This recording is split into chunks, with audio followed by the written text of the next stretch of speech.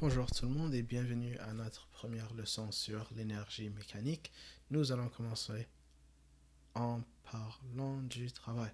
Donc, le travail, c'est l'énergie qui est transmise à un objet lorsqu'une force qui agit sur l'objet déplace l'objet d'une certaine distance. Donc, le travail, normalement, est seulement effectué dans la direction de mouvement d'un objet et on va voir pourquoi et comment ce n'est pas toujours la direction de la force appliquée.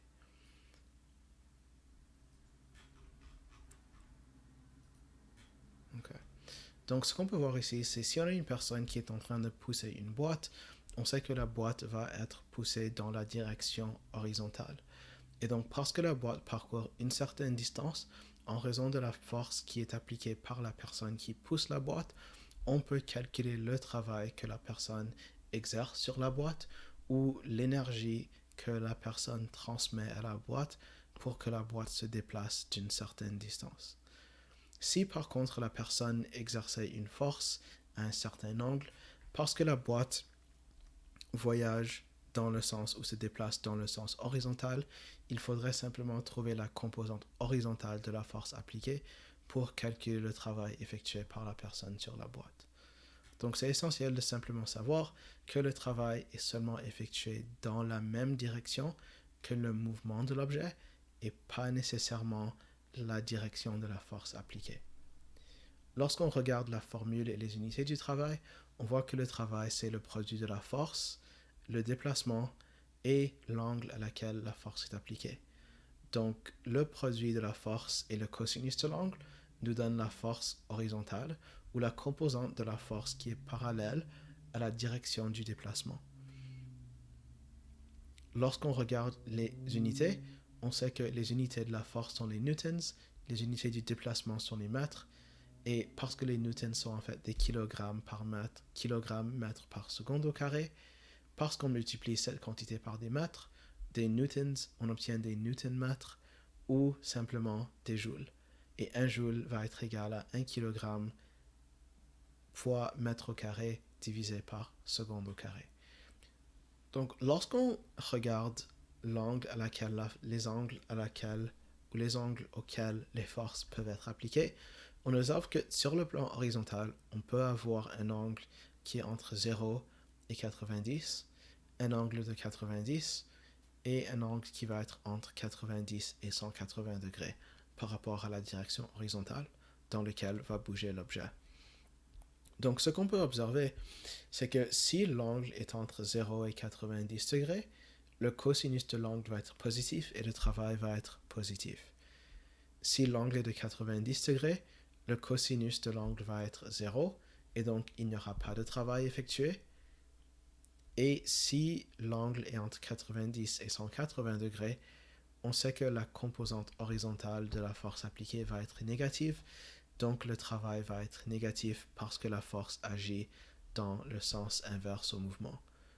Donc, un des meilleurs exemples serait le frottement, qui agit dans le sens inverse que le mouvement de l'objet et qui, dans plusieurs contextes, on peut dire effectue un travail négatif sur l'objet. Pour les personnes qui veulent le voir de façon un peu plus concrète, il y a la simulation de l'Université de Colorado qui devrait fonctionner, qui ne fonctionne pas, mais vous avez accès au lien dans le OneNote. Donc pour faire un exemple rapide, on a un garçon qui pousse une voiture avec une certaine force sur une certaine distance. Donc tout ce qu'il faut faire, c'est mettre l'évidence de données et les remplacer dans notre équation. Parce que le garçon pousse la voiture dans la même direction, dans le même sens que le mouvement, l'angle va être de 0 degré. Donc si on remplace la force, le déplacement et le cosinus de l'angle dans l'équation, on trouve que le travail qui en résulte mesure 160 000 joules ou simplement 160 kilojoules.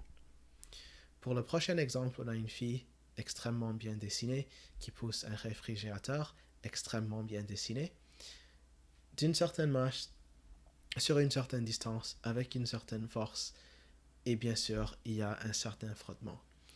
Donc ce qu'on va faire, c'est qu'on va premièrement dessiner le diagramme de force qui agit sur le réfrigérateur. So, gravité vers le bas, force normale vers le haut, force appliquée vers la droite, force de frottement vers la gauche. Et juste pour voir quelles sont les forces qui agissent sur le plan horizontal, on sait que la force résultante est le résultat de la force appliquée moins la force de frottement qui empêche le mouvement de l'objet. Donc on va utiliser la même formule pour les deux forces et on va juste explorer quel travail est produit par chacune de ces forces. Donc pour la force appliquée, tout ce qu'on fait, c'est qu'on le remplace dans la formule. Soit force appliquée fois déplacement fois le cosinus de l'angle. Et parce que la force appliquée est dans la même direction que le mouvement, on va dire que le cosinus de l'angle va être le cosinus de 0. Et on trouve le travail de 420 joules. Donc la fille transmet 420 joules d'énergie au réfrigérateur.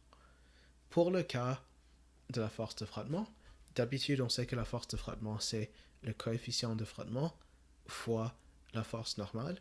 Et cette fois-ci, parce qu'on est sur un plan plat, la force normale est égale à la force gravitationnelle. Donc on peut dire que la force de frottement cinétique va être égale au coefficient de frottement cinétique fois la masse de l'objet fois la constante d'accélération gravitationnelle. Et cette fois-ci, parce que le frottement agit dans le sens inverse au mouvement, l'angle qu'on va utiliser va être de 180 degrés. Et ce qui veut dire que le travail qui va être exercé par la force de frottement va être de moins 113 joules. Ce qui veut dire que ça prend une certaine énergie pour vaincre cette force et faire en sorte que l'objet puisse bouger dans le sens positif. Et c'est vraiment juste une convention pour dire que le signe négatif ici représente simplement le fait que ça va prendre une certaine force pour que l'objet puisse bouger.